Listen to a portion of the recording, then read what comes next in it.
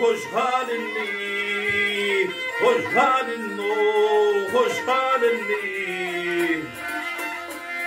Seni geldin çölüktana, belirgenime hoş geldin. Yanlıyla hoş geldin.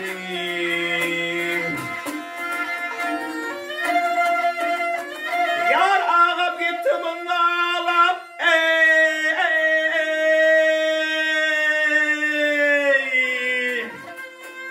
yar men gelir men yar yar yar yar yar yar yar yar cigerli dağlara kemal yarım ey gel gel yarım.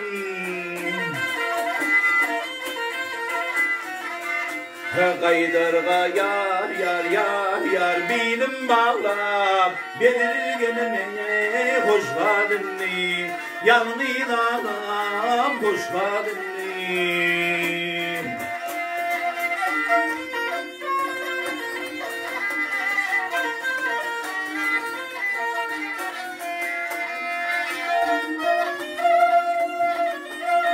Yar kere oğlu bir yoldaş bol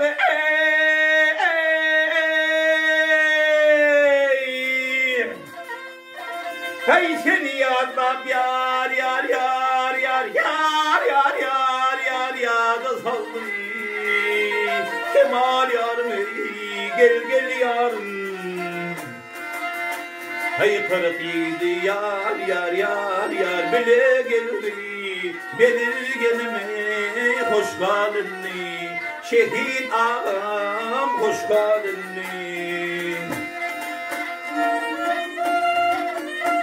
Yar ay soldanım gider boldu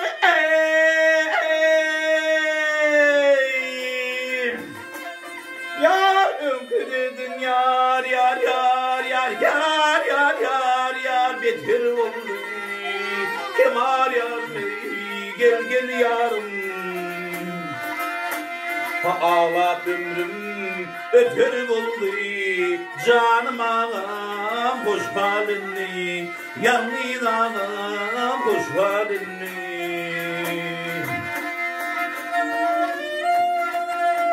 Yar önküdüdün yar yar yar yar yar yar yar yar beter oldu kemal yarım gel gel yarım. Hey belirgenim yar yar yar yar hoş geldin. Yanlıyla hoş geldin. Şehit ağam hoş geldin. Belirgenime hoş geldin. Al hey.